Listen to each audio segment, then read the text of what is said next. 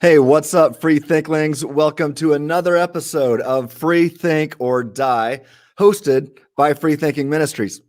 Hey, if you strive to avoid the groupthink of mob mentality, then you've come to the right place. I'm Dr. Tim Stratton, and today we're going to be discussing critical theory and, more specifically, critical race theory. Now, it seems that just even a few months ago, most people had never heard of critical theory or critical race theory. But FreeThinking Ministries has been working hard to remedy that situation. In fact, we're happy to see a growing number of people becoming familiar with these, well, let's just call them shallow philosophies, as the Apostle Paul would say in Colossians 2:8. But with that said, there seems to be just a lot of confusion out there in the streets still, especially in the church. So today, I've invited my free-thinking colleague and resident expert in all things Marxism, Phil Baer, to the show in an attempt to alleviate some of this confusion.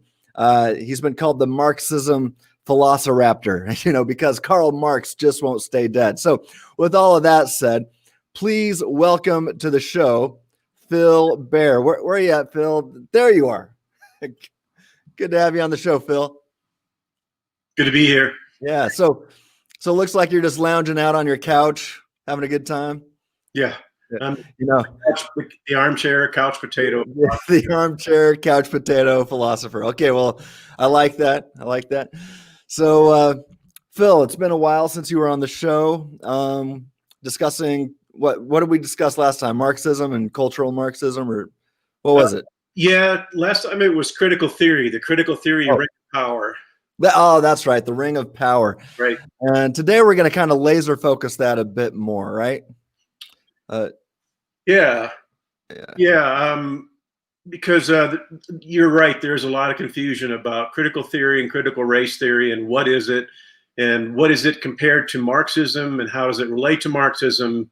A lot of that is still kind of foggy for a lot of people. So. Yeah, well, I've been following critical theory and critical race theory, trying to understand it for the past 3 years, and I still feel like I have so much to learn about it. And I really enjoy my conversations with you. You really sharpened me in that area. But I know, I think you just mentioned that you feel like you have a lot to learn about it still, right? Oh yeah. It takes a lifetime to study Marxism. It is huge. It's a huge topic. There's so much material. It just feels overwhelming sometimes. Well, my field of specialty, I guess, if we're going to say that as a theologian, is, the philosophy of free will and if humans have free will.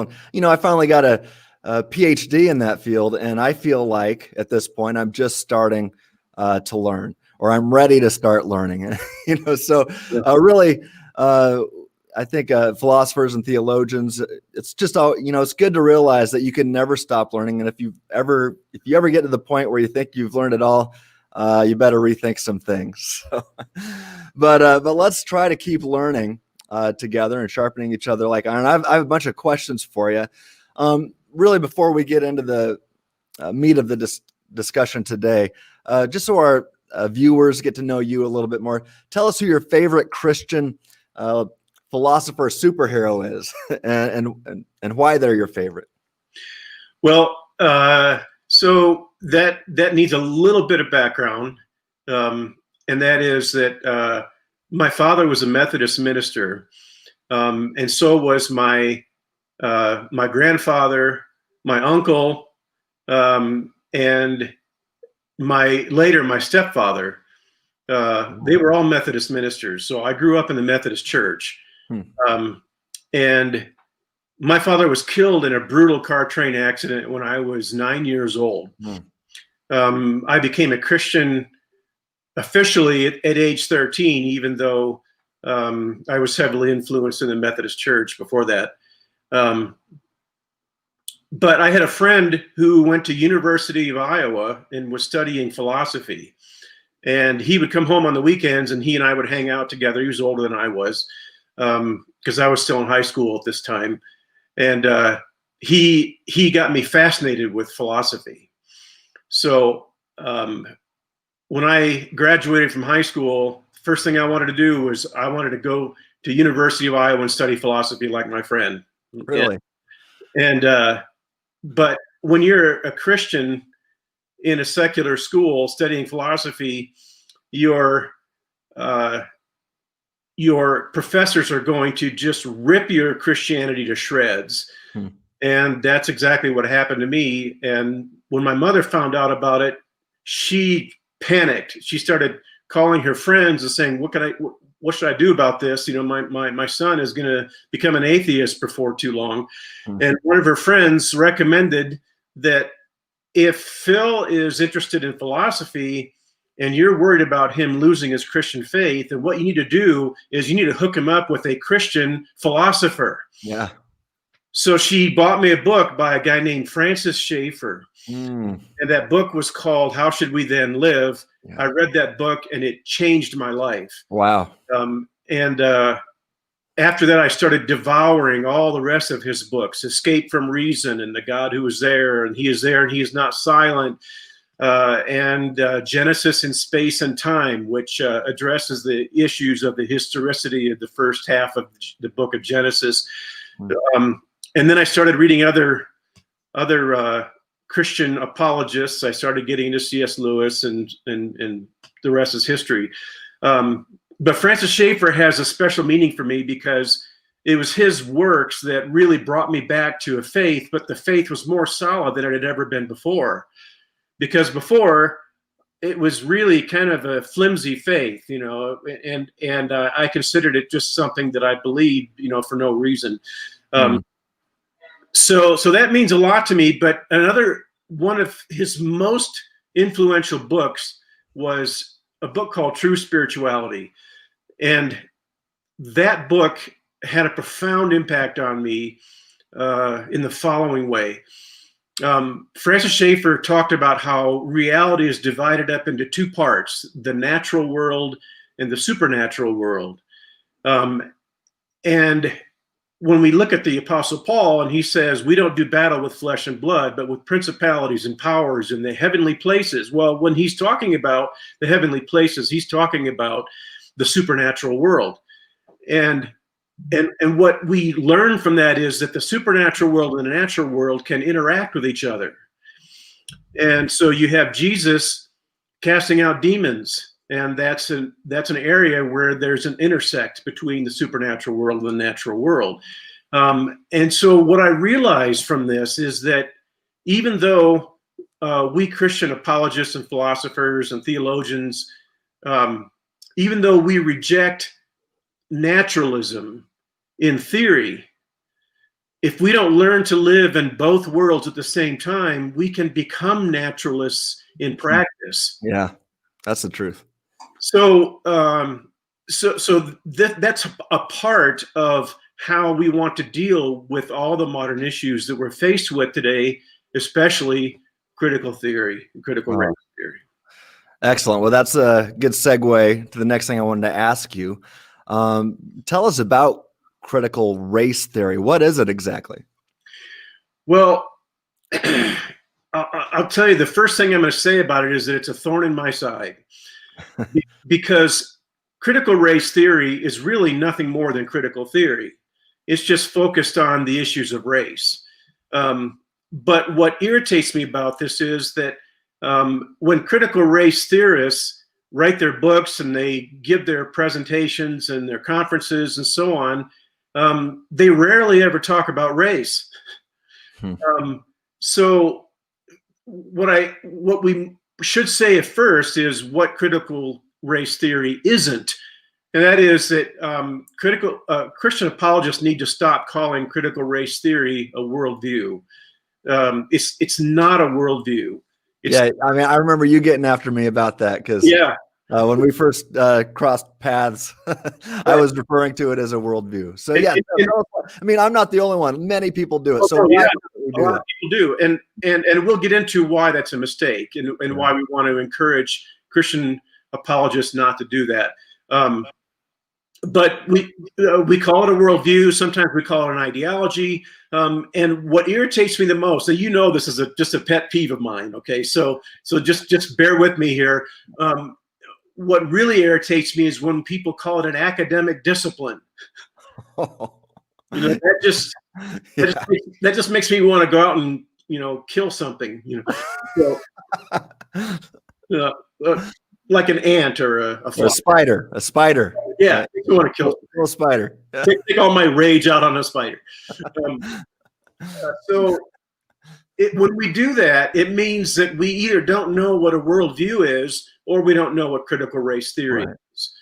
And so one of the analogies that I like to draw, and I'll try to be quick about this, is let's say that you have a football coach, and he's got his team in the locker room, and they're right before a game, and he's giving them the pep talk, and he's getting them all fired up about the game. And he says to his team, "All right, guys, are you man enough to go out and win this game?" And all the guys are going, yeah, we're man enough. And he says, "Well, I heard that the other team has been going around spreading rumors that you're not man enough to beat them, that you don't have what it takes, that you're just a bunch of Nancys. And so this is gonna really make these guys mad, isn't it? So they're gonna be even more motivated to go out and just beat this other team, to a pulp." What you notice about this is that the football coach has an ideology about how to strategize and how to win football games. Okay, but what he's telling his players right now has nothing to do with his ideology, because it's not even true that the other team ever went around and said that the guys in his team aren't man enough to beat him. He never said that. What is he doing? He's using a narrative to fire people up and to motivate them to go out and beat the crap out of this other team. All right. Well, it worked for Michael Jordan. It worked for Michael Jordan. He would sometimes make up stories in his own head about what the other team was saying about him, and he'd get so mad and he'd go torch him. So there you go. Mm-hmm.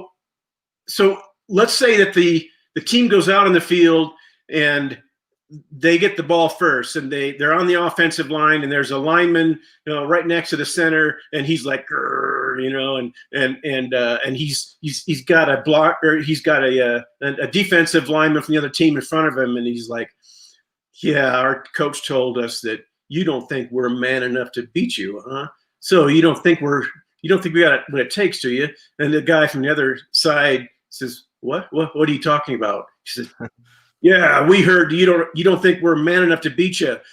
And so what if the guy from the other team stands up and says, "Hey, wait a minute, time out. He just said that he heard that we said that we don't think they're man enough to beat us, and I think we need to have a discussion about this. There's a huge misunderstanding here. I think we better clear up this misunderstanding." And while he's up there saying that, they're going to hike the ball, and he's going to get pulverized, So out on the football field is not the time to debate whether or not some team is man enough to beat the other team. It's too late for that at that point. So we can't deal with critical theory on those terms, because critical theory is not the ideology that is being marshaled against us. Critical theory is the poison that being given to us, and they're on the battlefield now, and they've already been indoctrinated into a lot of just nonsensical things. But we can't sit there and try to debate those things, because at that point, by the time the foot soldier is on the move, it's too late. We have to use other means to deal with this situation. So here's my definition of critical race theory. And as I told you before, critical race theory is not a worldview or an ideology. It is a methodology. And my definition is this: critical race theory is a methodology that is a subset of general critical theory that uses a weaponized meta-narrative focused especially on racial animus and oppression to trigger an emotional response powerful enough to fuel terminal activism. So if you want me to repeat that, I will. Yeah, that's a long definition. Give it to us one more time. The key points. Okay, let me give it again. Critical race theory is a methodology that is designed to, that is a subset of general critical theory that uses a weaponized meta-narrative focused specifically on racial animus and oppression to trigger an emotional response powerful enough to fuel terminal activism. So what do you mean by a weaponized meta-narrative? What I mean is the same thing that the football coach told his team. He told his team, the other team doesn't think you're man enough to beat them. Okay? That has nothing to do with his ideology about football strategy. That is a meta-narrative that is used that it's weaponized. And the reason I say it's weaponized is because it is used to incite conflict. It's used to incite aggression. Okay. That's what I mean by a weaponized meta-narrative. You know, we talked about critical theory being a weapon, and that's a more specific term. A weaponized meta-narrative, I think, is a more accurate term, and I think it helps us understand what's going on a little bit better. But critical race theory is focused on race. And so to ask whether critical race theory is compatible with Christianity, which is what a lot of apologists tend to do, is really a nonsense question. Critical race theory is not a set of rational principles that can be compared to the principles of the gospel. It's nothing more than a hollow narrative designed to deceive people into being enraged so that they will engage in cultural warfare against the West. So let me ask, so somebody on Facebook yesterday replied to, I was promoting this conversation that we were going to have. And he said, well, there's good things and bad things about critical race theory. How would you respond to that? Well, we will respond to that a little bit later, actually. But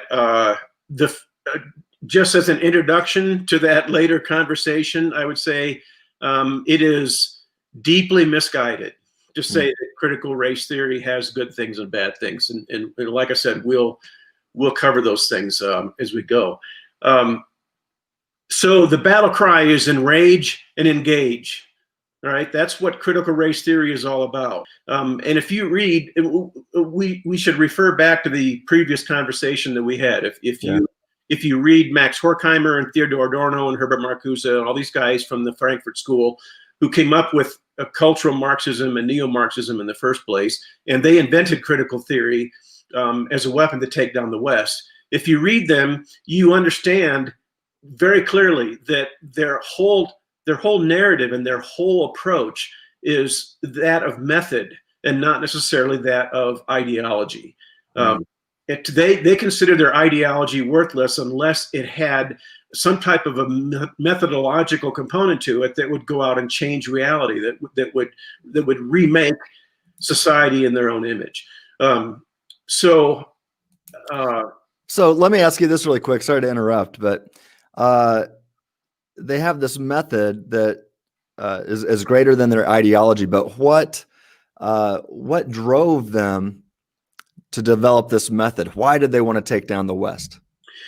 Well, we can refer back to our previous conversation. I think we answered that question, but to summarize it, what drove them was that they were disappointed and disillusioned that the predictions that Karl Marx made about how revolution would occur in society never really occurred the way that they thought it would. There was a communist, a Bolshevik revolution in Russia, but it didn't really resemble most of the characteristics that the Marxist revolution ideology really would really possess. Lenin kind of took Marx's ideas and he modified them and he applied them in ways that Marx never necessarily would have envisioned. Of course, on the other hand, though, Karl Marx, he came up with his idea of the the dictatorship of the proletariat, and that ended up becoming the dictatorship over the proletariat, and we can talk about that more later as well. But if we treat critical theory as a worldview or critical race theory, and we refute it, we're going to think to ourselves, okay, we refuted it logically. It didn't spook the horses, so we're going to congratulate ourselves on a job well done and go back to binge watching The Mandalorian. And we haven't done a thing to stop it. Yeah. Refuting an ideology behind the weapon will not stop the army that is armed with that weapon. Another quick analogy would be the capital punishment analogy. You don't overturn a faulty verdict by banning the electric chair. The electric chair has nothing to do with the evidence supporting the verdict. Electrocution was simply the methodology used to carry out the punishment. So if someone proves that there was a mistrial, and they determine that the execution has to be stopped, you're not going to go to the person who throws the switch and try to convince them that the evidence for the defendant was innocent, or the evidence that the defendant was innocent. You try to deal with critical theory itself and refute its claims as though the narrative represents any substance, then you haven't addressed the problem. Yeah. You've only tried to address the illusion being used to torpedo Western culture. Okay. Now, some people think that's kind of extreme when I say that. And here's a case in point. Michigan Representative Cynthia Johnson, just in the last couple of days, posted a little selfie video. And she said this is a warning to you Trumpers. Be careful. Walk lightly. We ain't playing with you. Enough of the shenanigans. Enough. And for those of you who are soldiers, you know how to do it. Do it right. Be in order. Make them pay. Wow. So if we don't understand that critical race theory represents an aggression toward Western culture and toward American jurisprudence, American culture, American socio-political frameworks, then we haven't been paying attention. We have to understand that this is an aggression, and the aggression is fueled by a meta-narrative that sometimes has something to do with the ideology behind it, and sometimes it doesn't. Yeah. Okay, well, we have a question in from Morning Joe Apologetics. He says, so is Phil saying that the critical race theorists don't actually believe their own narrative, just as the coach doesn't actually believe the other team has engaged in smack talk? In many cases, yes, that's true. Because the critical race theorists are aware that their meta-narrative doesn't have any substance, and they don't care.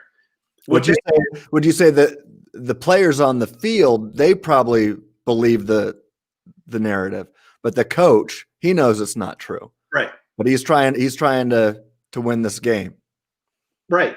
But the players on the field, they don't believe the narrative. They've been influenced by the narrative. They've been brainwashed by the narrative, to so to speak. Okay. Well, it might not be a justified belief. It's not a justified true belief, but it'd still be a belief, wouldn't you say? It's a belief, but you have to understand that it's a belief that appeals to people's emotions. It appeals to people's emotional substrate. It doesn't appeal to their rational mind. So yes, in a way, it is a belief. But the people, like in the coaching positions of neo-Marxism,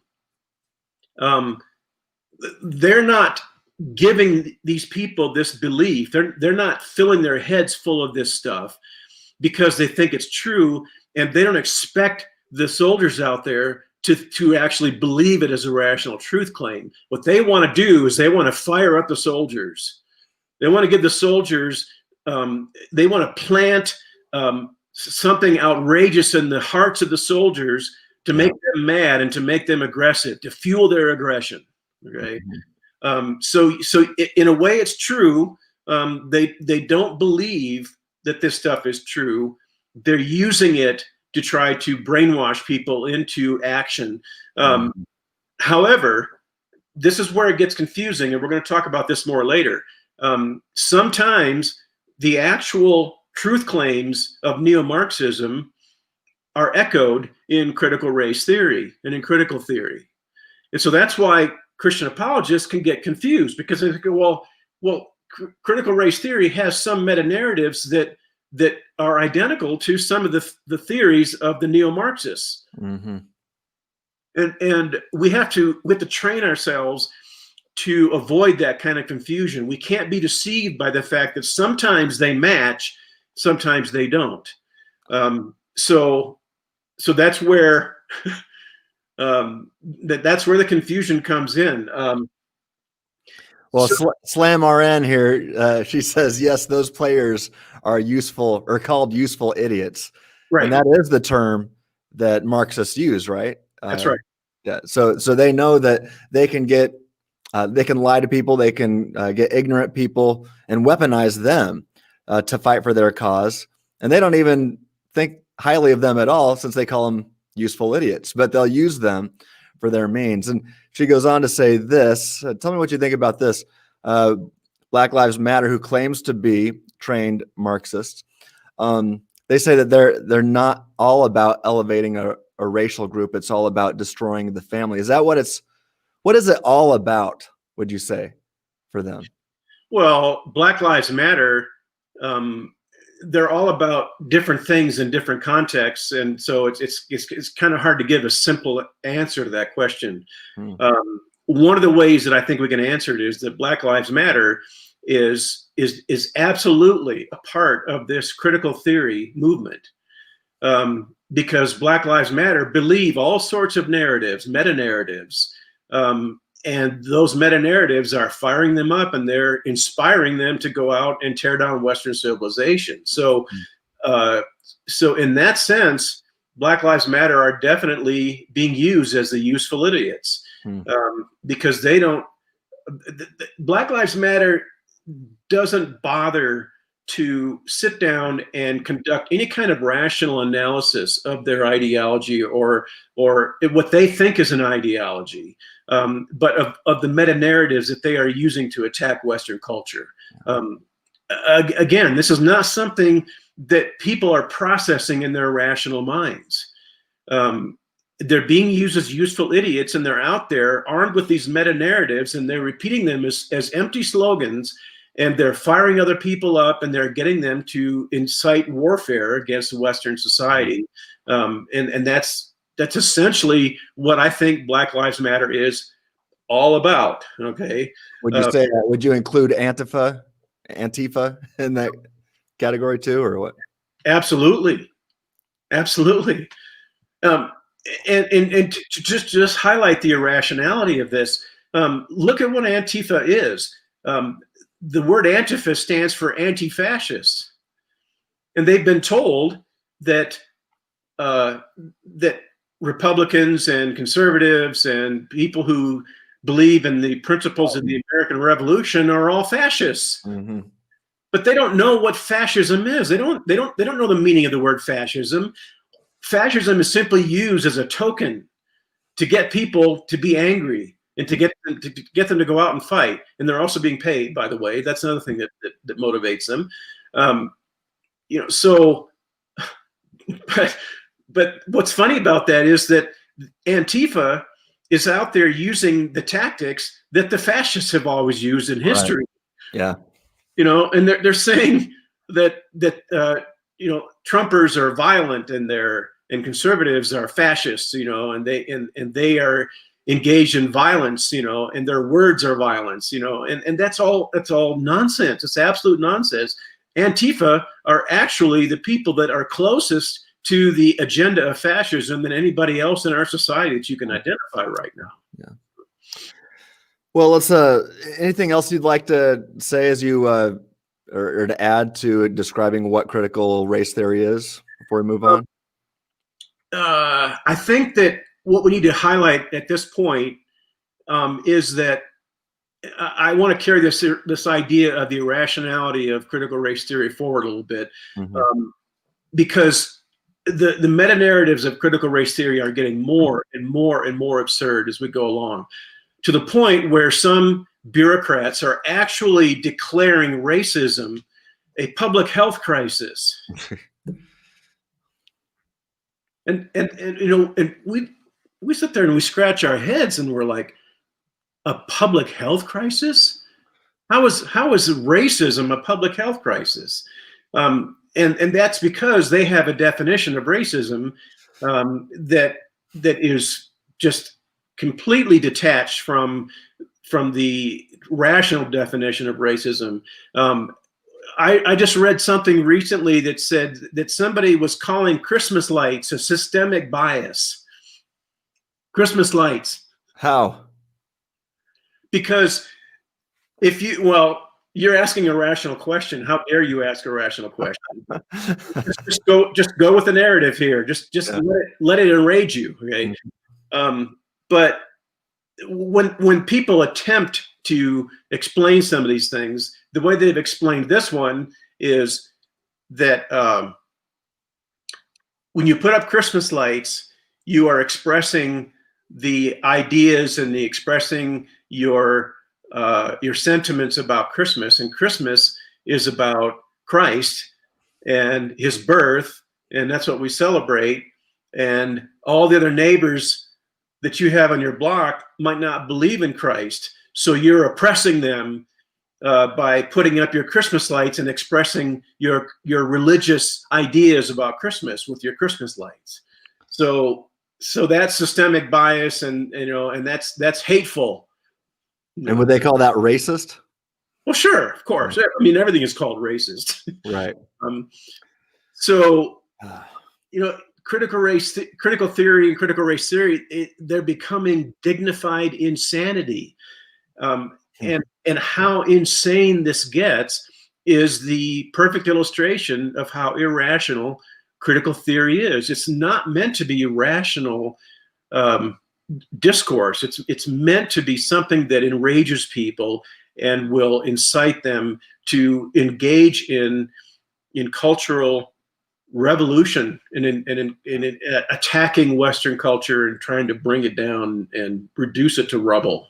So would you say we're in the middle of a revolution right now, or?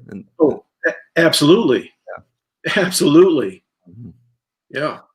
Well, they are engineering the Marxist revolution in a way that they could not through economic means with classical Marxism and traditional Marxism. So what would you say to the person that says, "Oh, come on, there's no revolution"? I'd say, nice try. Or wake up. Wake up. One of the most common sayings attributed to Satan is that he is the most successful when people believe he doesn't exist. Ah, yeah, that's right. Yeah. So to put this in perspective, we can review our last conversation about the flow of noetic tools that we talked about last time. There's a worldview that describes the nature of ultimate reality. And there's a worldview that issues into ideology, and then ideology leads to methodology. A methodology will inherit the properties of an ideology behind it, but not necessarily the content. And an ideology will inherit the implications of the worldview behind it. So a worldview describes ultimate reality, an ideology describes mundane reality, and a methodology describes the means by which you accomplish a specific objective. Okay. All right. Anything else you'd like to add to the, describing what it is? I have spoken. Okay, good. Now tell us about the origins of critical race theory in particular. I mean, it's an offshoot of critical theory. So where did the critical race theory come from? Well, there are actually two answers to that question. And by the way, when I said I have spoken, did you pick up on that little reference there? Oh, yeah. Mandalorian. Yeah, right. Yeah, there you go. This is the way. That's right. So critical race theory in one sense, came almost directly out of post-colonialism. If you want to understand post-colonialism, one of the people that you could read would be Robert J.C. Young. He writes a great deal about it. His books include Post-Colonialism, A Historical Introduction. Another one is White Mythologies. And he, along with a lot of other post-colonialists, really don't offer very much in the way of definitions. What they do is they tell protracted and insufferably detailed stories of Western dominance of oppressed people, stories to generate sympathy toward the so-called oppressed and seething hatred against the Iquinsuocha. And you know what the Iquinsuocha is? Yeah, I read it. I forgot though. What is it? The Iquinsuocha is from the movies from Ace Ventura. The Iquinsuocha is Watichi for right. The White Devil. That's right. So you wrote I said I read it. It's because you put it in a blog, one of your blogs for FreeThinking Ministries. You referenced that. I did. Right. Yep. Yeah. And I didn't explain it because I'm assuming that most people have seen Ace Ventura. But the Watutu or Wachiti, or whatever these tribes, they call white people the White Devil. You know, right. The Iquinsuocha. So we're the Iquinsuocha, all right, in colonialism. And so some people believe that there are divergent ancestries, a critical race theory and critical theory. The former coming from post-colonialism, the latter coming from neo-Marxism. The truth is that those divergent ancestries actually do exist in a sense, because post-colonialism is really had a huge role to play in the emergence of critical race theory. But the truth is that post-colonialism is not unrelated to neo-Marxism. In 2014, a book came out called Theorizing Anti-Racism. And the subtitle is extremely revealing. The subtitle is Linkages in Marxism and Critical Race Theories. And the authors of that book argue that though they affirm and acknowledge that critical race theory did emerge out of post-colonialism, that it is still closely related to and influenced by neo-Marxism. And so ultimately they may have diverged and then come back together. But they are still very much in the vein of critical theory and the tradition of the neo-Marxists in their class ideology. And one of the things that you notice when people talk about critical race theory is that they rarely ever talk about race.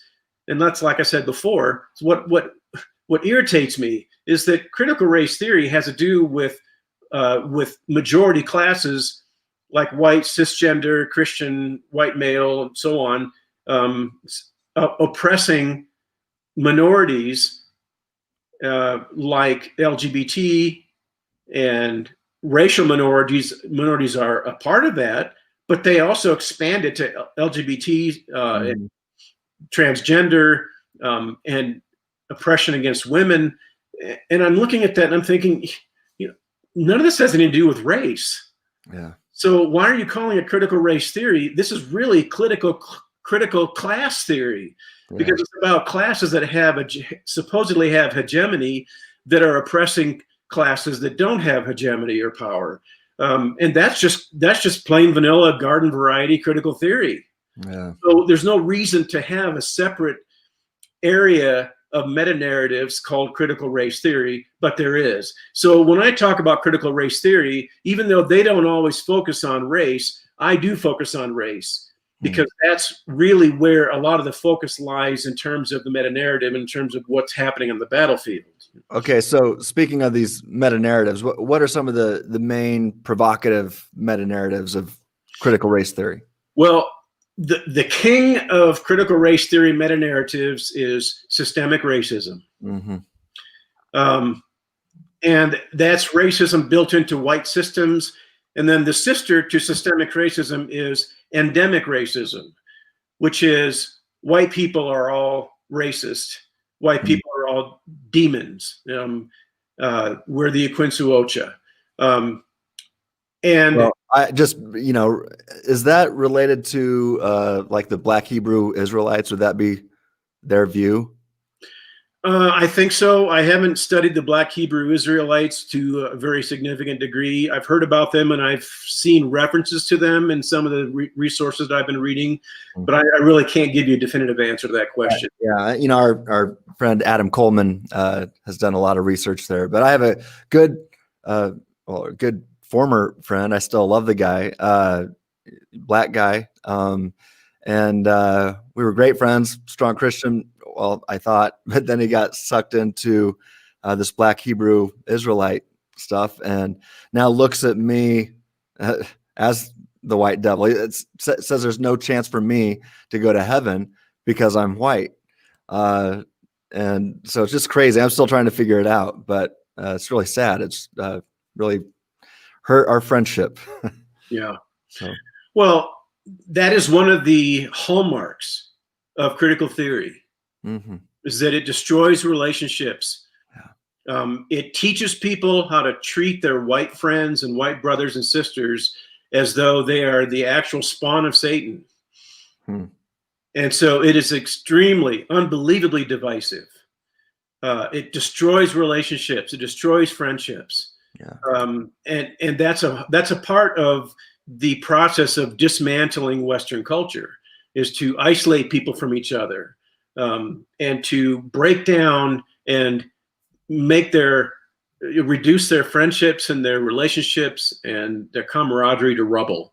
Because when you divide people and turn people against each other, it's much easier to subjugate them. Yeah. What we want to say in response to systemic racism is that individual racism may exist. And notice I said may. Right. And we can talk about that a little bit later.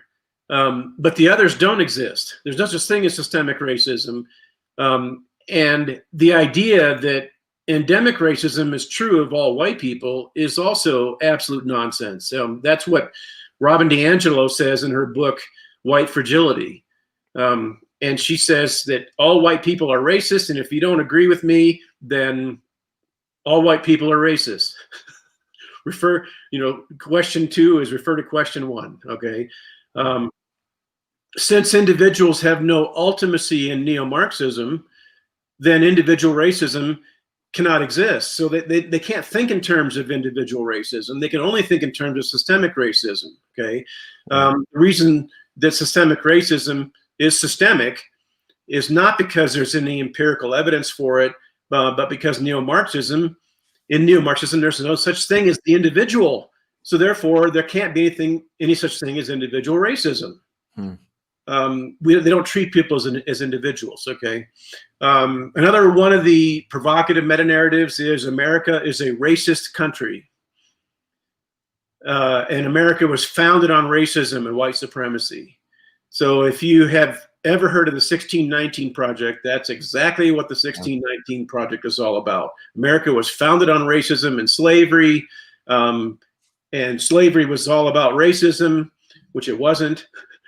But that's the meta-narrative, and that's what gets people riled up. Okay. Another one is the Constitution is a racist document.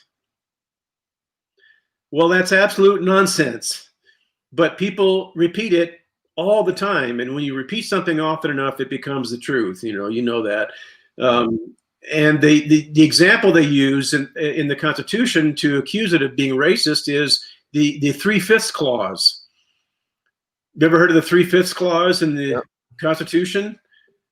Well, the way that people describe the 3/5 clause is that the 3/5 clause says that black people are considered 3/5 of a person in the Constitution of the United States.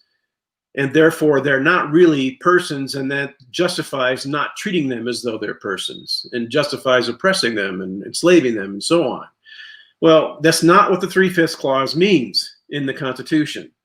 And I can explain that and go into it if you want to take the time. But that is that attack on the Constitution is just one more form of attack from critical race theory. And it's empty nonsense, but it makes people angry. It drives people to aggression and to revolution. And so whether it's true or not doesn't matter. Okay? Another one is one that you've heard constantly, and that is that the police are systematically hunting down black people and murdering them just because they're black. Well, didn't LeBron James say that? I think he did. I think he did on Twitter. So a lot of people have said it. I mean, people are saying it all over the place. And again, it is a nonsense statement. You know, if you wanted to look at the statistics, you will find that the police officers are not hunting down black people. White police officers are not hunting down black people. But again, when you treat it like that, you're treating it as though it's a rational discourse, and you can't do that because this is not about rationality. This is about metanarratives that are just hollow and meaningless and are only designed to incite people to aggression and to appeal to their primal rage. Another one is this is a little bit more sophisticated, but all socioeconomic disparities between racial groups is explained by racial oppression. So if black people make less money than white people, if black people are incarcerated at higher rates than white people are, that's a socioeconomic disparity.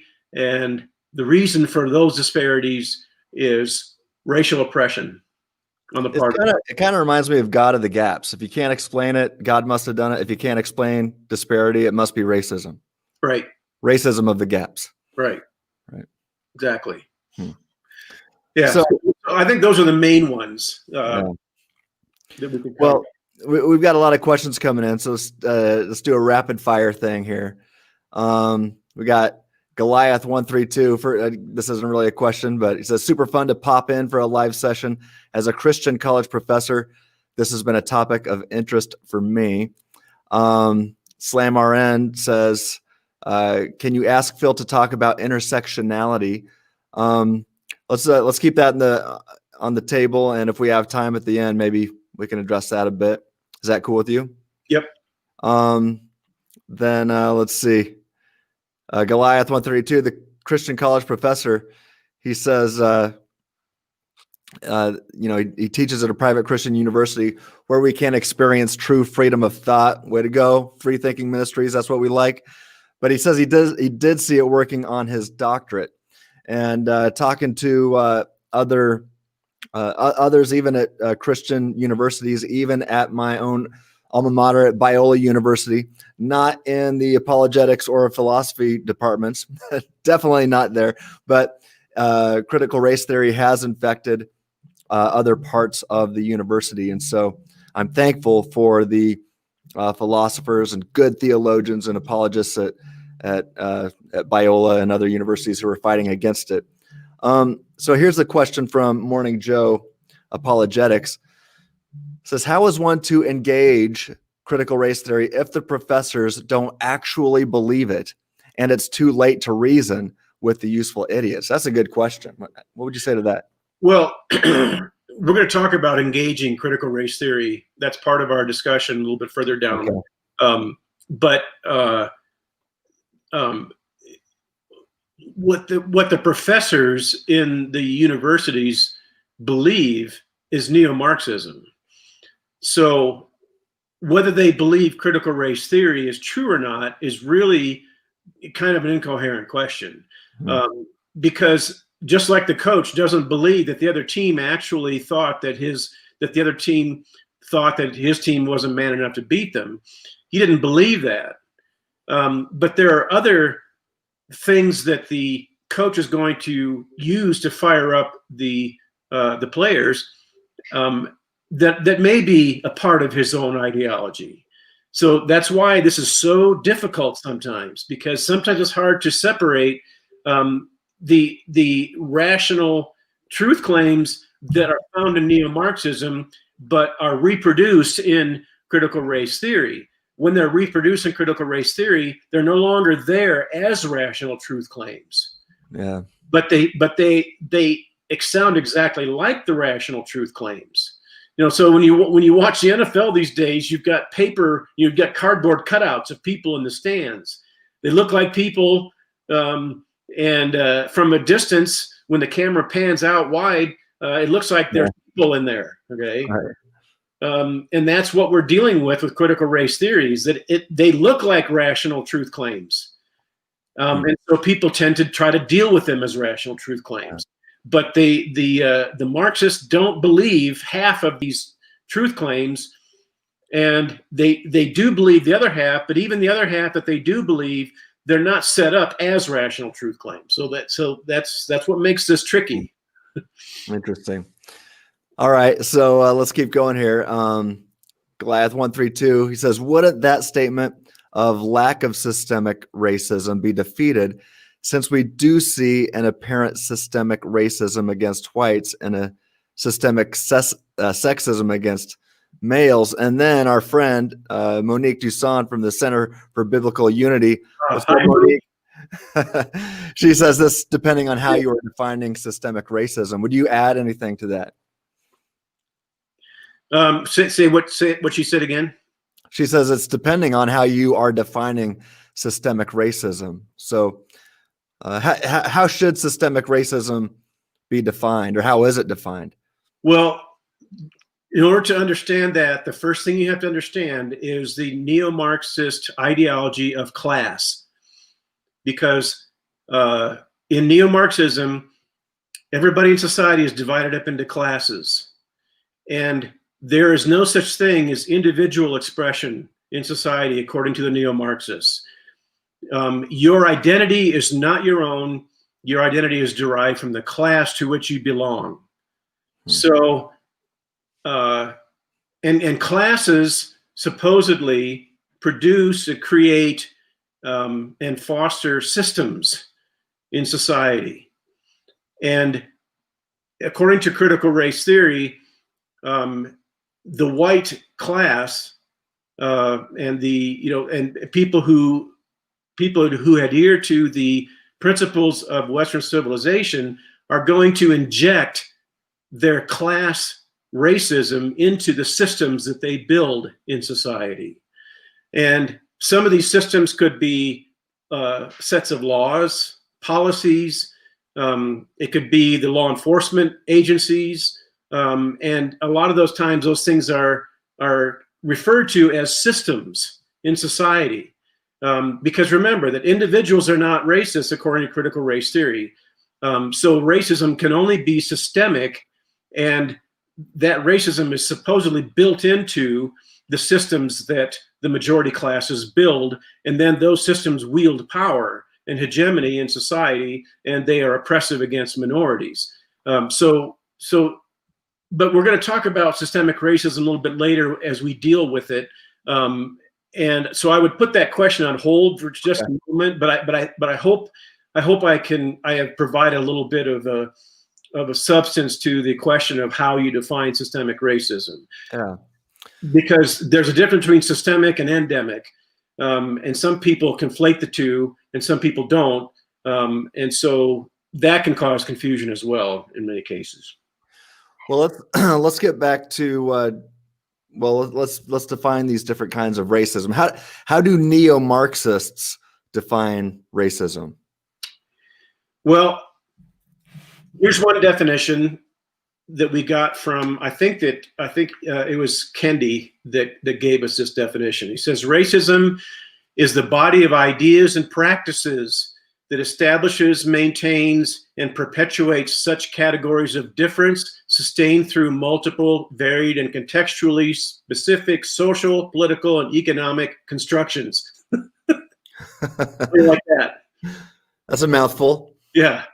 And another definition that is a little bit more of a slogan than a definition, but you can kind of still consider it one, is prejudice plus power. That's another way to define racism. Oppression against minorities, LGBT, transgender, women, etc. and it has nothing to do with race, with the exception that race is a subset of the minority classes, because some classes are defined by their race and some classes are defined by other things. But it's not necessarily their main attribute. So the definition of racism, according to neo-Marxists, doesn't really have much to do with race. And the other thing that we have to recognize about it is that racism is a verb for neo-Marxists. And for traditionalists like me, racism is a noun. But for them, racism is a verb. Racism is something you do. It's how you establish structures in society that engage in the actual action of oppressing people and of keeping them down, and of exploiting people as well. There's a strong element of exploitation in this, in addition to it. But since the word race does not appear in the definition anywhere, this definition of racism is really not a definition of racism at all. It's a definition of classism. It just so happens that race is a subset of the class ideology that they're putting forward. And the other thing that we need to recognize, but as I said earlier, so this is not another thing. This is kind of what we were talking about earlier. That this definition includes the word ideas. But the word ideas there is really nothing more than a placeholder, because ideas are nouns and racism is more a verb. It's more something that you do. It's how you oppress people. It's how you bring people down. So the accent is on practices in that definition. It says racism is the body of ideas and practices is really the only thing that matters in that definition. Ideas are rarely discussed except in the abstract in the definition. So how do you define racism? Well, I define racism as a noun. Racism is an idea, not a verb. Racism is the idea that some races are intrinsically inferior to other races, morally, intellectually, or biologically / genetically. And since it's an idea, neo-Marxism are going to reject that idea, because an idea is something that individuals hold in their minds. And in neo-Marxism, there really effectively are not individuals. There's only classes in neo-Marxism. And classes cannot hold ideas. Classes can only behave in a certain way. That's why racism for neo-Marxism is a verb. It's a behavior. Only minds can hold ideas, and a class is not a mind. Okay, does that make sense? Yeah. Systems also cannot hold ideas. Therefore, it follows that there's no such thing as systemic racism. If racism is an idea, then you can't have systemic racism, because the system is not a mind and cannot hold ideas. So that's why racism has been redefined and has been set up and arranged as though it is something that an attribute that systems possess, and those systems are behaving a certain way. And so that's really part of the confusion in all this, because there has been a long-standing traditional definition of racism that has to do with an idea inside someone's head. Well, you can't see an idea, so you cannot see racism in society. It's invisible. Yeah. The only way that you can tell somebody's a racist is if they tell you that they're a racist, or if they express ideas like, I think that this particular race over here of purple people are inferior to the race of green people. Okay, so I mean, you could see. I mean, even if somebody in the KKK never said a word, you could see that they're racist through their actions.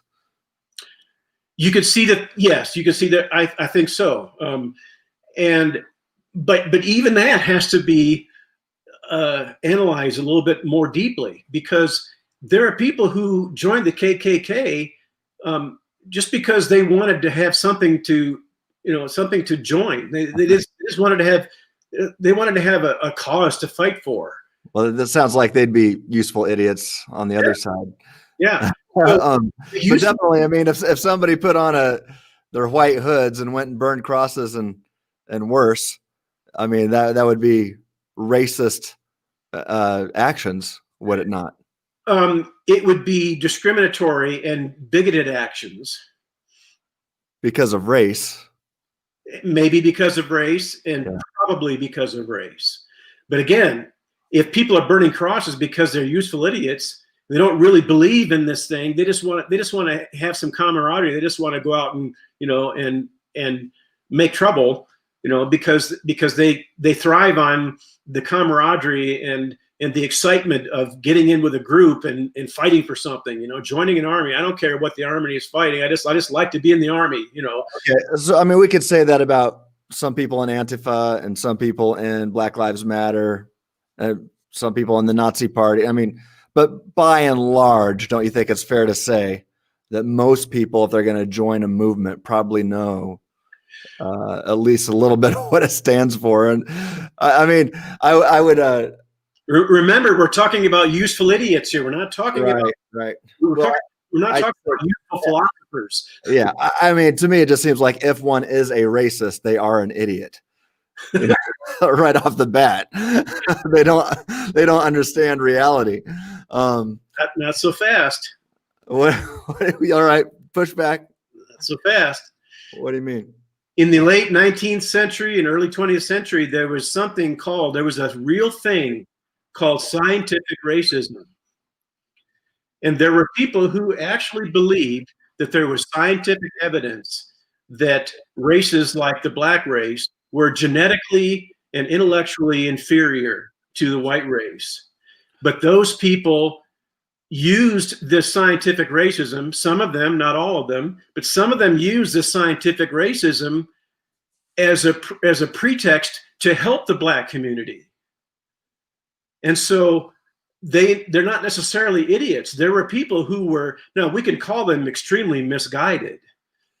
And they were, but they were caught up in a scientific fervor. They were caught up in a scientific movement. Yeah, I'd say there's some really smart people that are still idiots. Sure. Yeah. Okay, so, if you're I mean, if you're affirming false beliefs all over the place, then well, I guess we can debate on what word is best to be best be used in those situations. In general, you know, it's just that there are lots and lots of complications and nuances to this issue. Look, hold on a second. See you later. Always back. All right. I highly recommend this book. The End of Racism. Dinesh D'Souza. Yep. So it's only 700 pages, so you should be able to get through it in one evening. Yeah, right. And okay. He has some fascinating discussions about racism, about intelligence, about education, about people who approach this issue, and a lot of sincere people who approach this issue. So and we'll talk about that a little bit more later on. But that's. I think in general, we are justified in assuming that people who are part of these groups are racist, and we're justified in calling them idiots. All right, good. I'm glad you said that. I'm glad you clarified that for me. Just as full disclosure here, people are justified in calling me an idiot on lots of occasions. Yeah, me too. I have played the idiot, you know. Right. Yeah.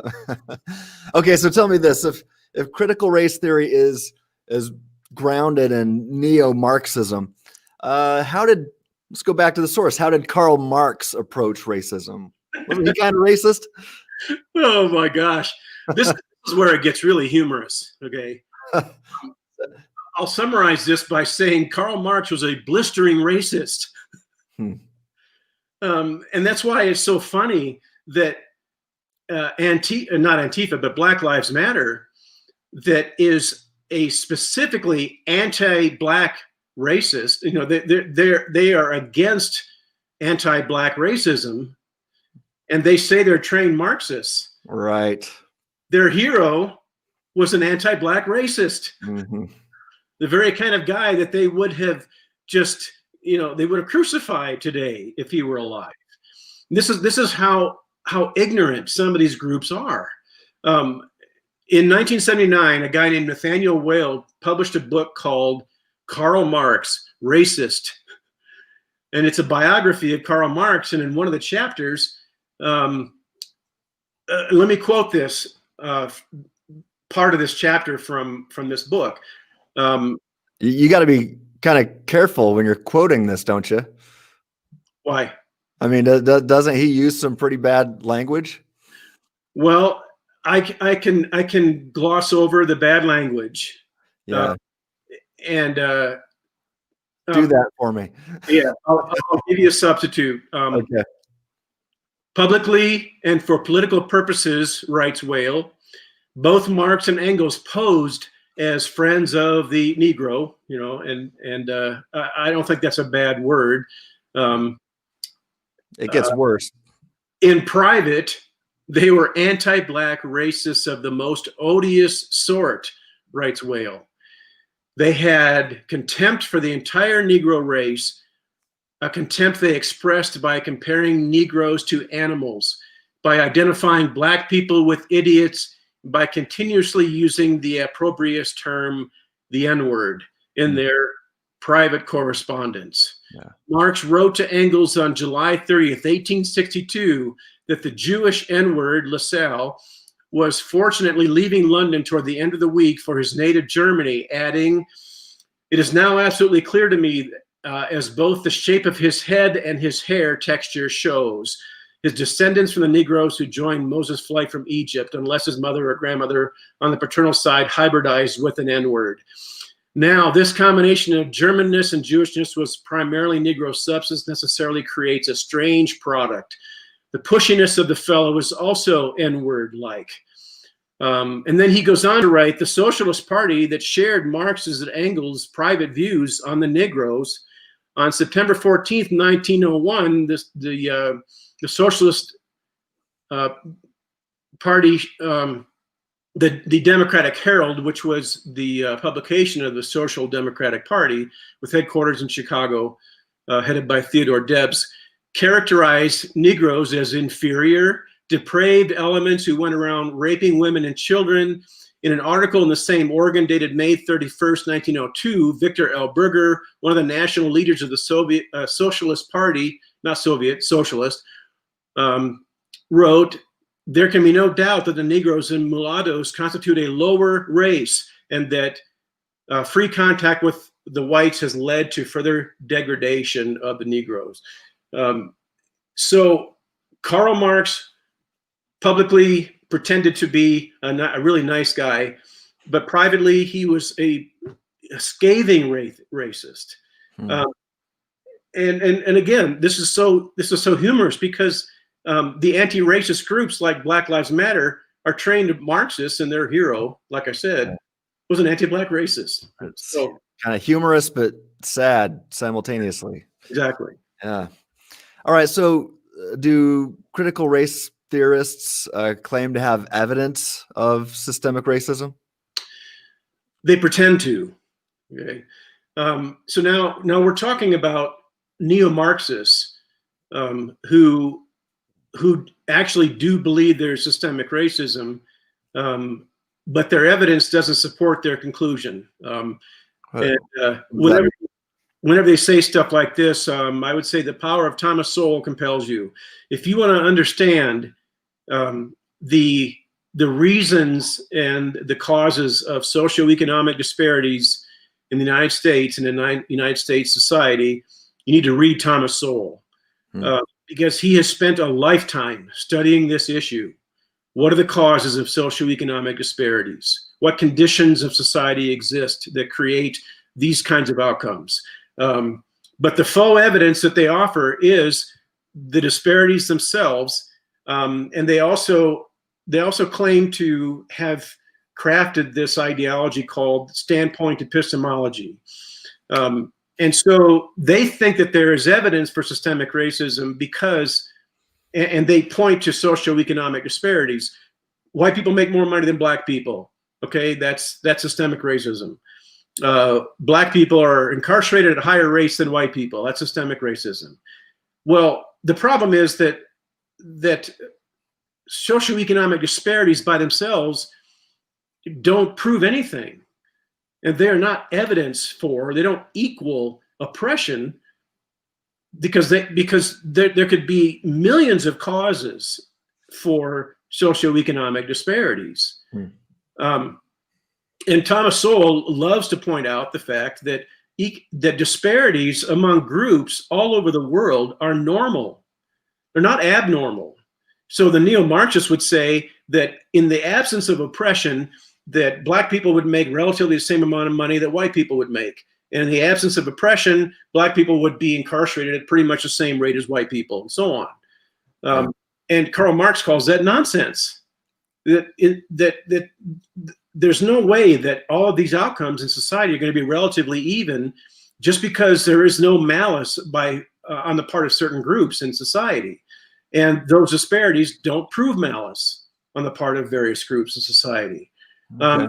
We have to remember that the claim of systemic racism is not an idea intended to be analyzed on a rational basis according to the evidence. It's an empty semantic epithet as part of a broader meta-narrative designed to discredit Western culture. Okay. And standpoint epistemology, by the way, is just the idea that the only way you can understand oppression and systemic racism is if you actually experience it yourself as a minority. So minorities can explain this kind of oppression to you from their standpoint, but we can't explain it because we're not in their shoes. So we can't explain anything from any kind of standpoint ourselves because we're the oppressors and we're blind to our own oppression. And it's only people who experience this stuff that can actually give you any kind of real knowledge or insight about how it works and about how they're being victimized by it. And again, that also doesn't count as evidence for systemic racism, because individual anecdotes do not indicate or do not reveal widespread disparity or widespread trends and conditions in society. So, in my opinion, Monique Duson and the Center for Biblical Unity are leading this battle today against critical race theory. And about 20 minutes ago or so, she said this, and I'm going to follow this with something else she just said. She said, to say systemic racism does not exist may allow actual events of systemic racism to continue. And then she just posted this now. She said, my previous comment refers more to small-scale micro systems than large-scale macro systems. So I don't know, what's your thoughts on that, Phil? And Monique, feel free to jump back on if you want to follow up too. Well, first of all,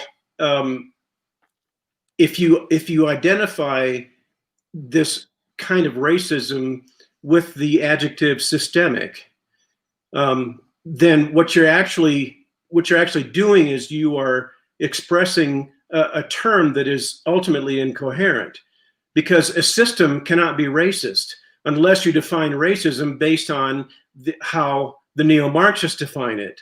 But I reject that definition. So if the definition of racism follows the neo-Marxist definition of racism, then theoretically there can be such a thing as systemic racism. But once you establish that it's theoretically possible, you have to establish that it's real, and the only way you can do that is by empirical evidence. So if someone wants to establish the existence of systemic racism based on the definition of the neo-Marxists, then I would then encourage us to follow the evidence and find out what empirical evidence exists in order to establish its existence. So, and that's a broad project. That's a complicated thing to do. My contention is that I don't think there is any evidence that systemic racism, based on the definition of the neo-Marxists, actually exists. Wait, so would you contend that there's evidence that systemic racism does not exist? Yes. So expand on that. Absolutely. Okay. Well, first of all, there's an analytic defeater to systemic racism. And that analytic defeater is that the term systemic racism is incoherent if you define racism as an idea inside somebody's head, because a system doesn't have a head. A system is something that a system is a social artifact. Okay? A social artifact cannot actually contain an idea, it cannot believe something. It doesn't hold truth claims to be true or false. But there is but that analytic defeater does not necessarily refute systemic discrimination or systemic oppression. It only defeats systemic racism. So let me stop you really quick. Monique just said, yes, I agree. I've seen systems of racism working within organizations with evidence. Okay. Well, I would like to hear that evidence. It'd be fun to have both of you on at the same time. Oh, yeah, yeah. And Monique is absolutely sharp. I mean, she is just sharp she's razor sharp on these things. She is. So I would definitely like to engage in a dialogue, and I'd like to see what that evidence is. Cool. But let's cover the evidence against it, and that might kind of help the conversation along, and that might prove as some raw material for the discussion that we may want to have about whatever evidence there may be for it. But I think that there's 4 powerful lines of evidence against it. The first one is that if systemic racism existed, there would not be thousands of Black success stories in the United States, including millionaire Black NFL players, the sterling success of Black neurosurgeons, lawyers, members of Congress, architects, teachers, and so on, and the election of a Black president twice. And I love the way Steven Crowder put it. He said, if we're a racist country, we suck at it.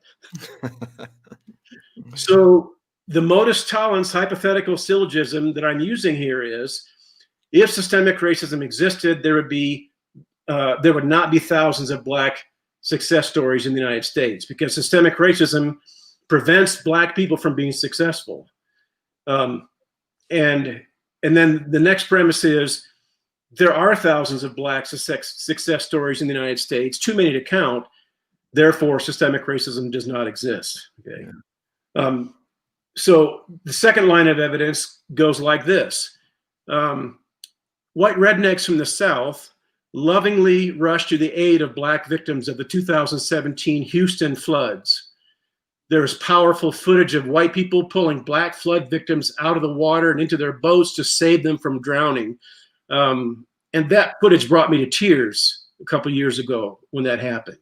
Now, it wasn't only white people saving only Black people. There were Black people saving Black people, and there were white people saving white people.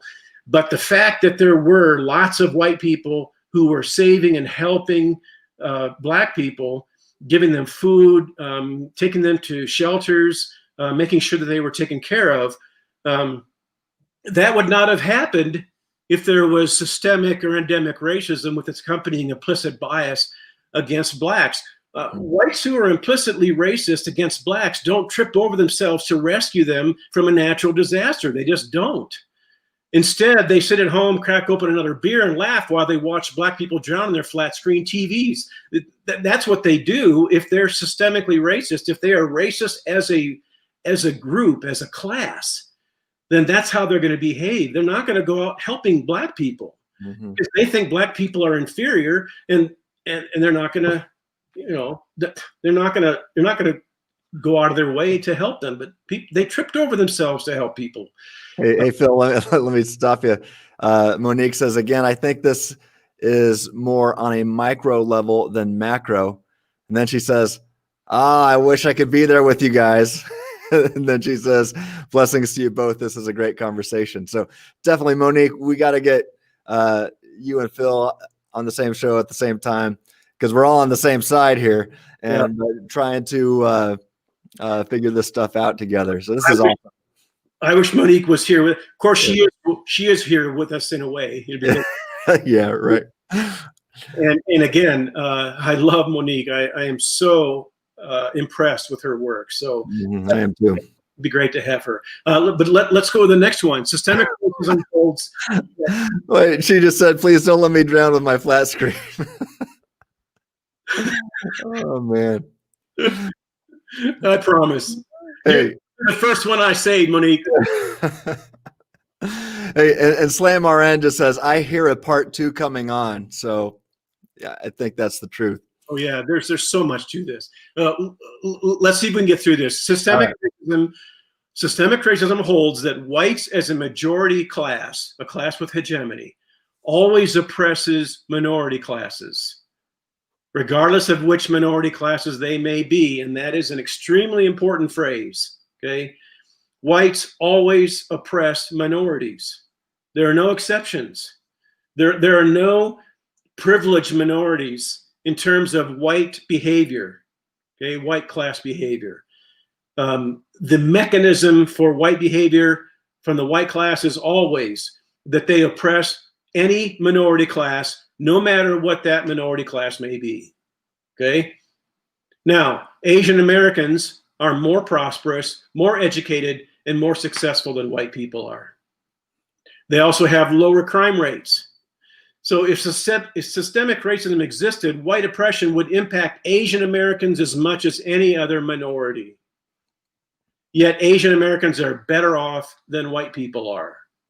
Further, if socioeconomic privilege automatically oppresses the underprivileged, as the narrative of systemic racism claims, then the systemic racism cult members should be screaming at Asians far more loudly than they scream at whites, because Asians are higher on the socioeconomic scale than whites are.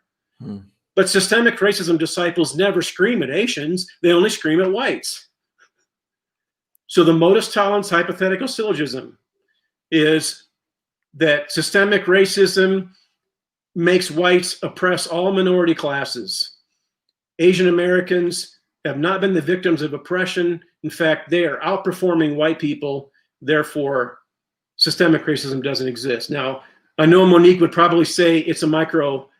It's about the micro and not about the macro. Okay,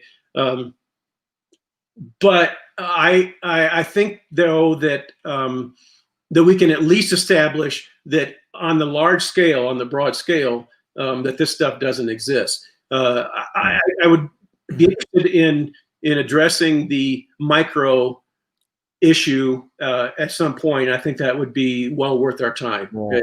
But the last one, well, I'm going to throw in a freebie after this, but Black immigrants from the West Indies have apparently escaped the impact of systemic racism because their socioeconomic outcomes are far better than those of African Americans, and in fact, far better than the average American, including average white Americans.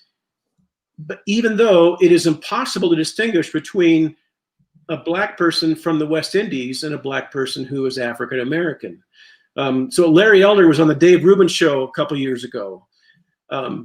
And Larry said, I'm so sick of Black people being referred to as African Americans. Because Larry said, I'm from Jamaica. So Larry is one of these people from the West Indies. And his family are West Indies immigrants. And he said, so don't lump me in with African Americans. Don't call me an African American, because I'm not an African American. But the reason that people call Larry Elder an African American is because they can't tell the difference. It's impossible on the surface to differentiate between a Black person who is an African American and a Black person who is from the West Indies. But people from the West Indies have higher economic and social performance than African Americans, and in some cases higher than even white Americans do. But if systemic racism existed, Blacks from the West Indies would be the victims of that systemic racism to the same degree that African Americans would be the victims of it, but they are not. And nobody can tell the difference. At least no racist could tell the difference. Nobody who's out to get Black people are going to be able to tell the difference between a West Indies Black person and an African American Black person. Now, an anthropologist might be able to tell the difference, But these people are not smart people. These are, this accusation is being leveled against people who are white and supposedly ignorant. And so you're talking about, when you say these people aren't smart people, you're talking about white people. yeah, the white people that are supposedly that are being accused of systemic racism. Right. Okay. They're that clarification. The white people that are accused of systemic racism are not your typical PhD holders. They're not necessarily very educated. In fact, the neo-Marxists usually accuse white people of ignorance. And so they don't ascribe any kind of intellectual capacities to these white people that would give them the ability to differentiate between blacks from the West Indies and blacks from Africa. Okay. So if systemic racism existed, then blacks from the West Indies would be just as much oppressed, and their socioeconomic outcomes would be just as dismal as the socioeconomic outcomes of African Americans would be, but they're not. So that gives us a powerful argument. Again, so you would say this is evidence against the idea that there's systemic racism, at least on a macro level, right? Right? I've never differentiated between a macro level and a micro level before. I just consider systemic racism systemic racism. But Monique has given me something new to think about, and I would like to pursue that, with her, definitely. Yeah. I mean, would it be fair to say that maybe in some law enforcement agencies in the South, at least in the 60s, that there was systemic racism there?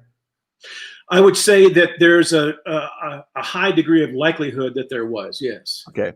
But you're saying that today you think that that's, at least for the most part, been distinguished or extinguished? Yes. Okay. Yep.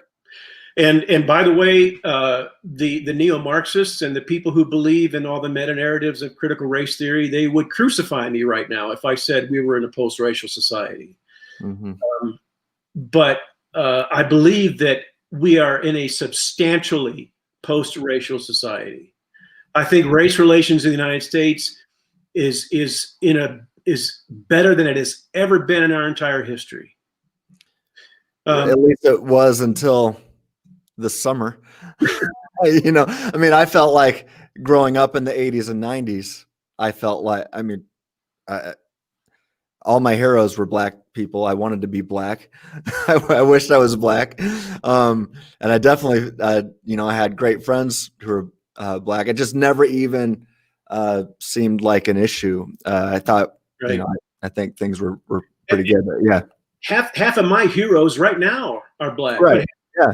My heroes when I was growing up, when I was a teenager, a lot of my heroes were black.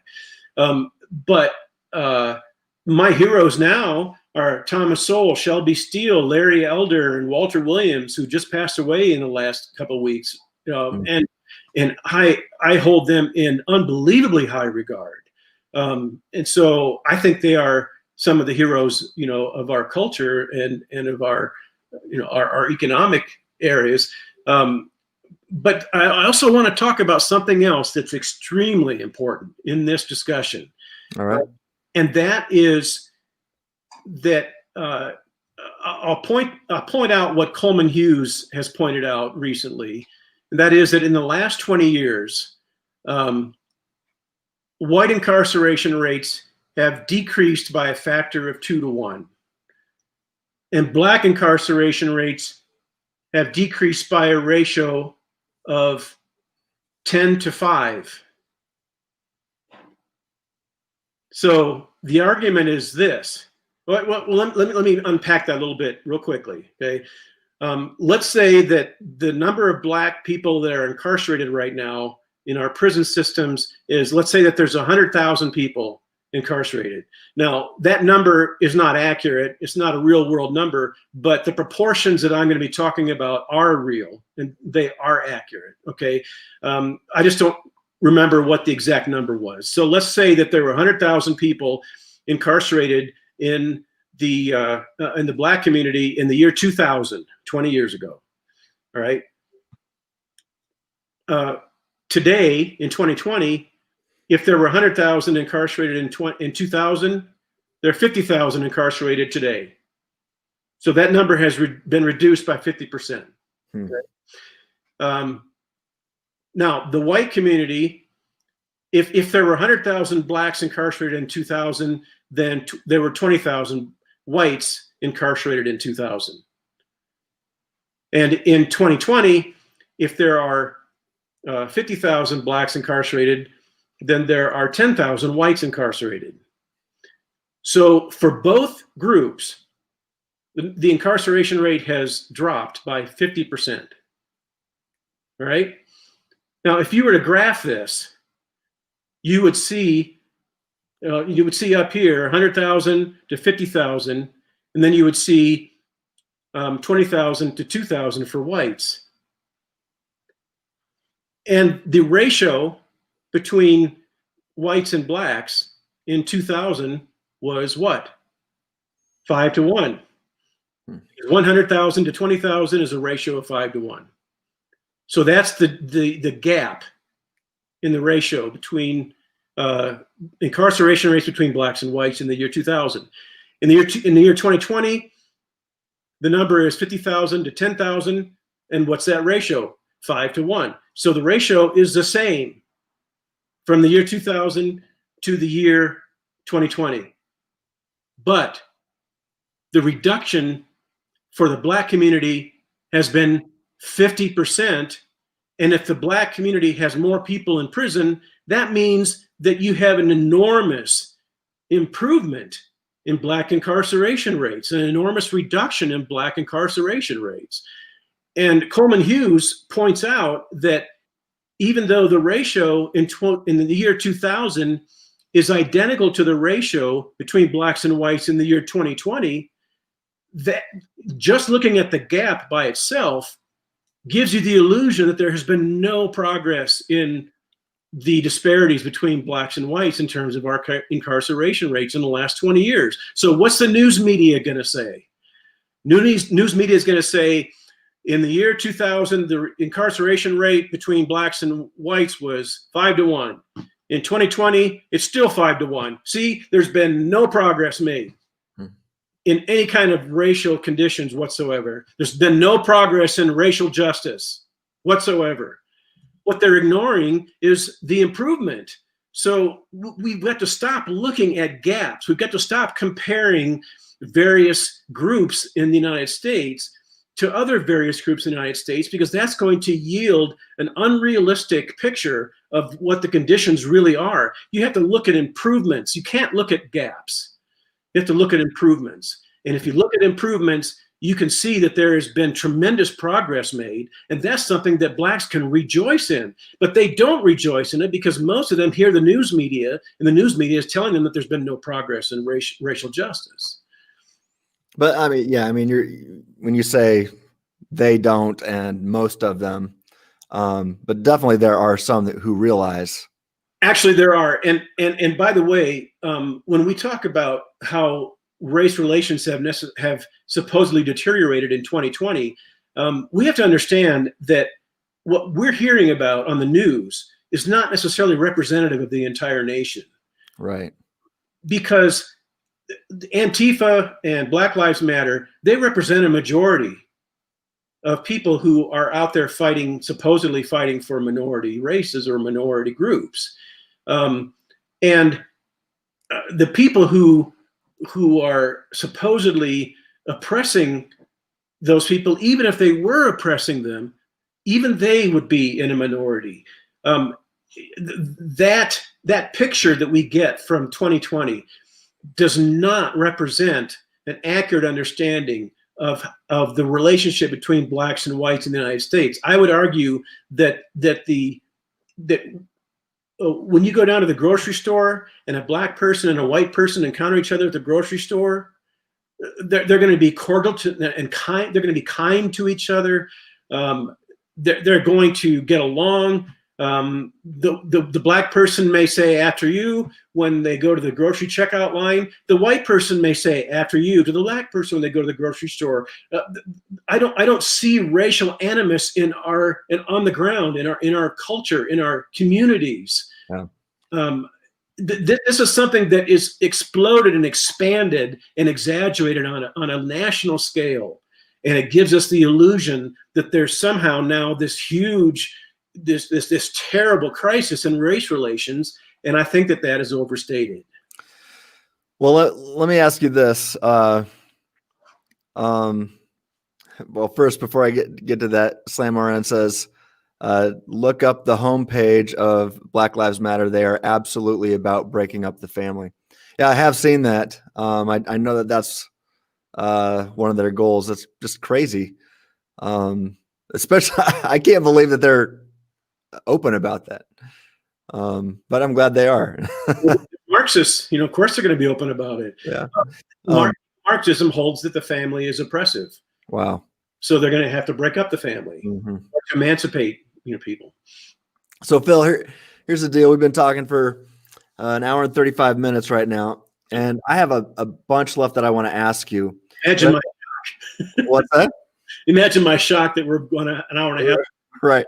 So I think what I'd like to do is maybe get you back on here in the next week or two and to do a part 2 of this. Is that cool?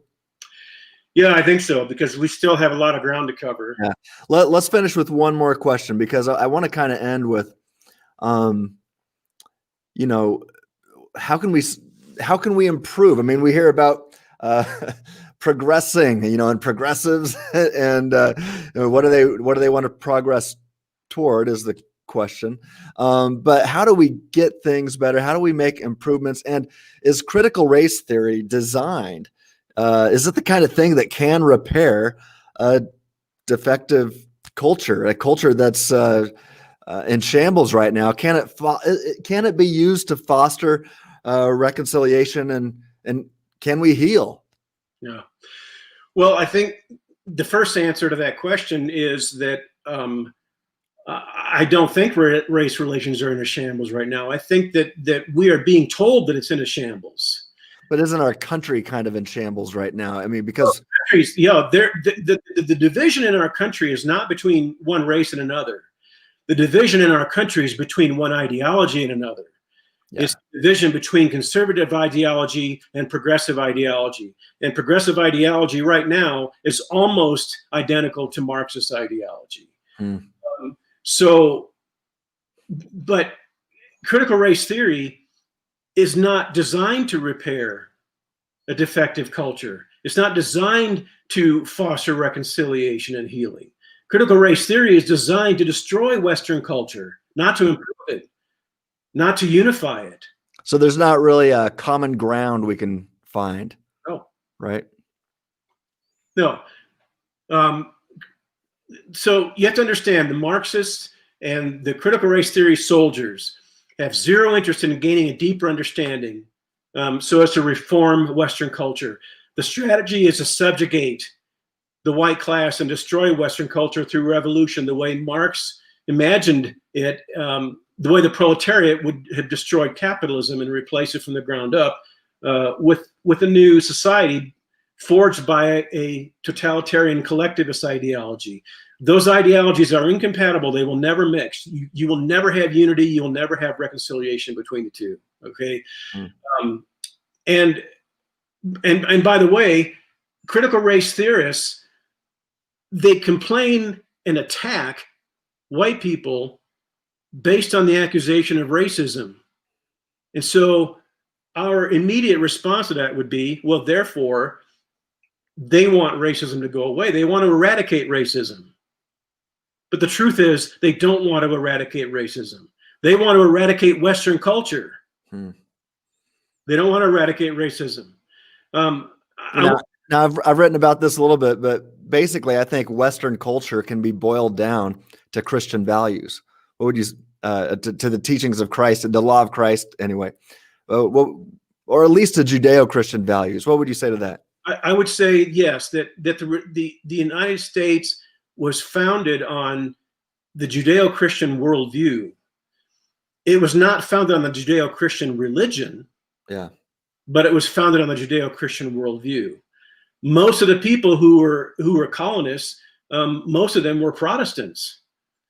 And they used their biblical worldview to try to influence the surrounding culture and the surrounding political framework. So our political framework is based on the idea that we are created by a creator who endowed us with inalienable rights. So we are his image bearers, and his image bearers have rights and deserve to be treated with dignity. And that's the basis of a huge set, a huge portion of our American jurisprudence. Well, yeah, and it just seems to me, I mean, the philosophical foundations of the United States of America is the Declaration of Independence. I've argued on my website that the Judeo-Christian worldview is the only way to make sense of that. And when you look at the teachings of Jesus and Paul, the Christian worldview makes much more sense of it, I think. But definitely the Judeo-Christian worldview is the only way, I think. I'm willing to look at other options here, but I can't find them.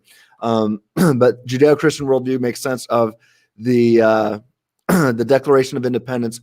And if you look at the Declaration of Independence, that is what was written into our philosophical foundations to ultimately destroy racism. Right. And so it's crazy to me that that this would be that they'd be going after this Western society, which is based on a biblical worldview, which would ultimately destroy their reasons for wanting to destroy it if it really is race related. Yeah. So.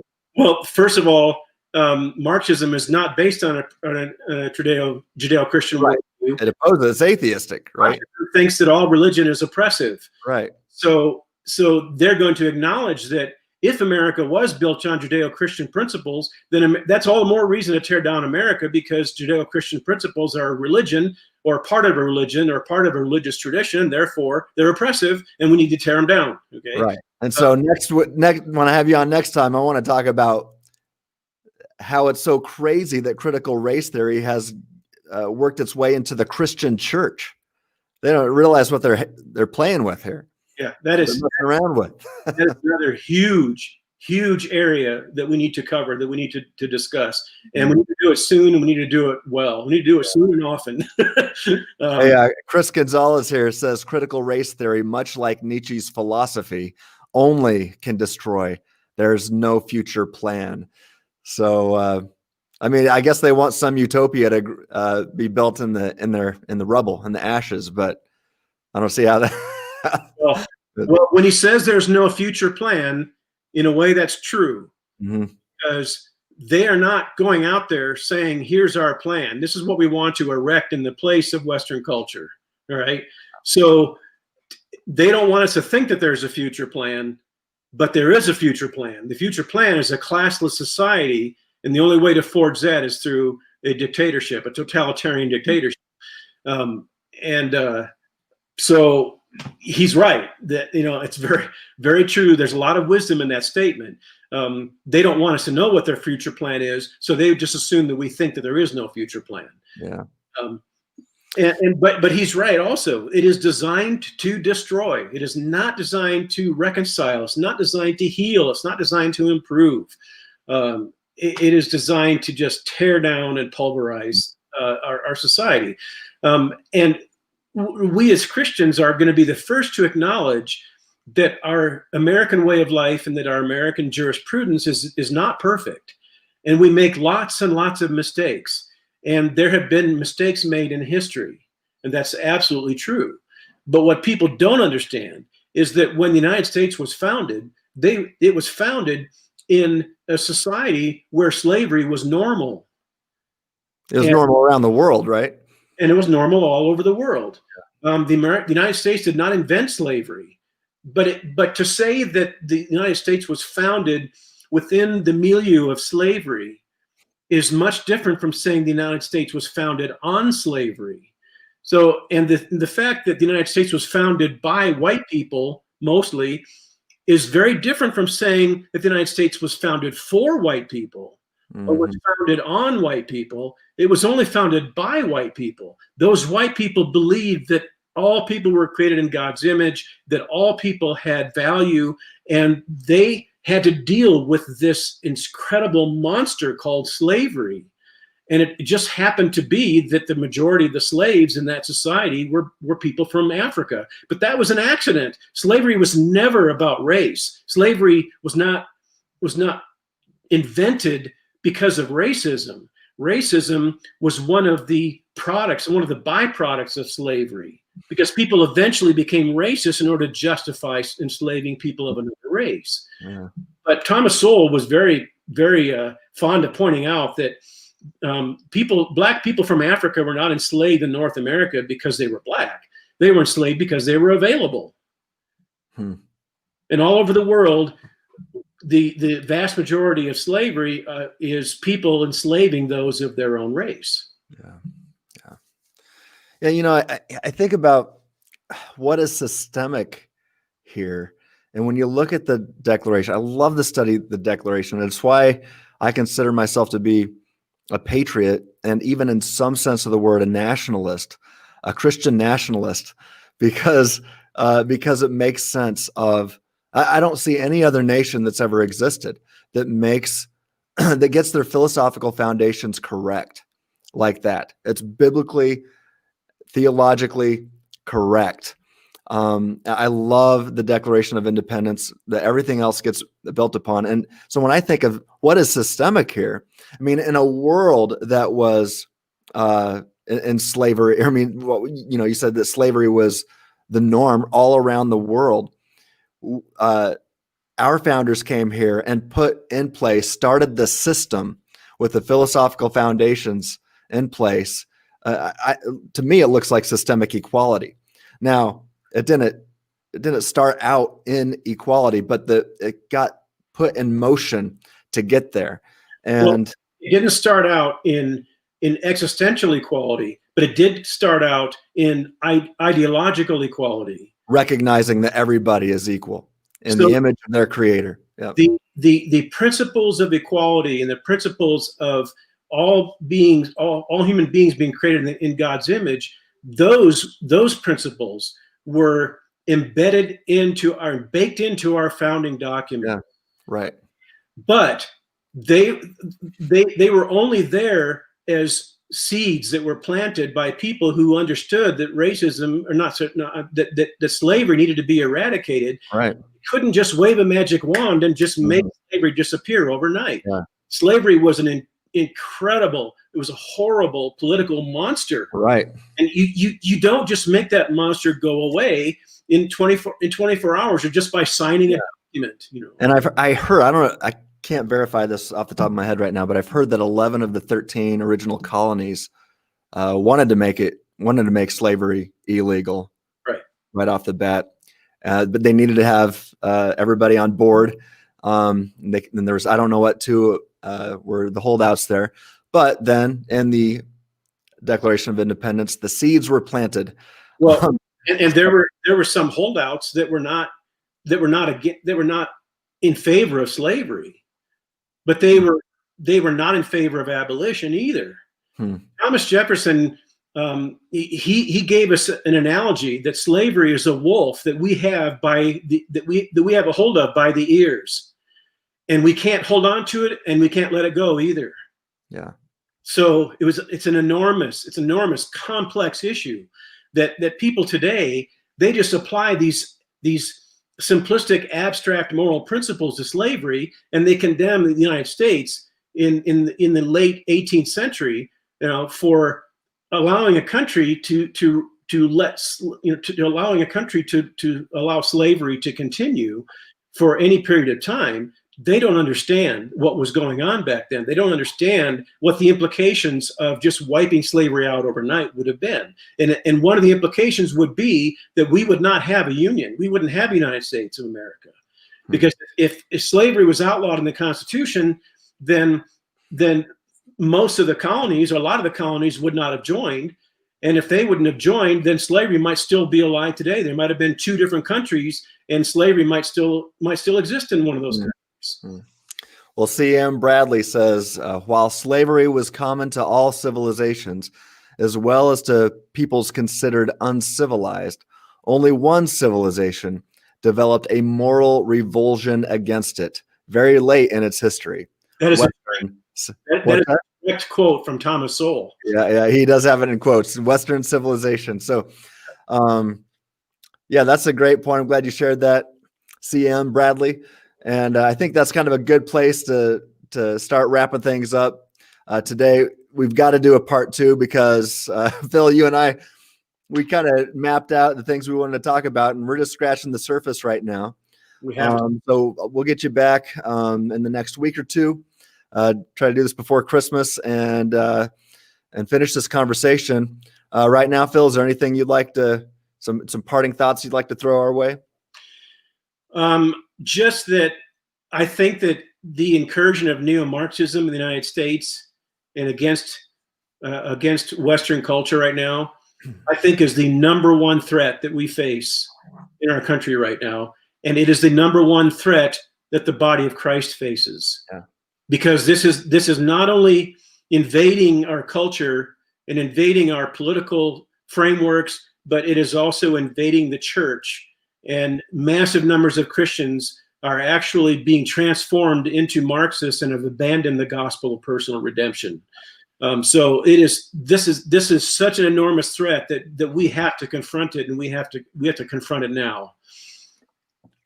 The number one threat. I don't think there's any greater danger right now. Yeah, I mean, obviously there's other dangers, and at different times in our history, there's been greater threats. But I think you're right. At this point in history, this is a serious threat, and there's many Christians who, even if they haven't bought into critical race theory, they don't see it as a threat, and I think that's almost just as dangerous to not realize a threat when a threat is there.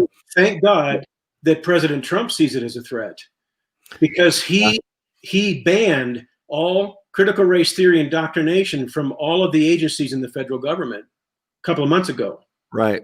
And what's going to happen if Biden gets into office? He's going to put critical race theory right back into the government agencies, and he's going to make it mandatory indoctrination. Yeah. This has far-reaching consequences. This has enormous implications, and we've got to deal with it, and we have to deal with it effectively. Well, Chris Gonzalez says, please do a critical race theory part two. How do you say that in French? I don't know. Dose. That's what I'm saying. Okay.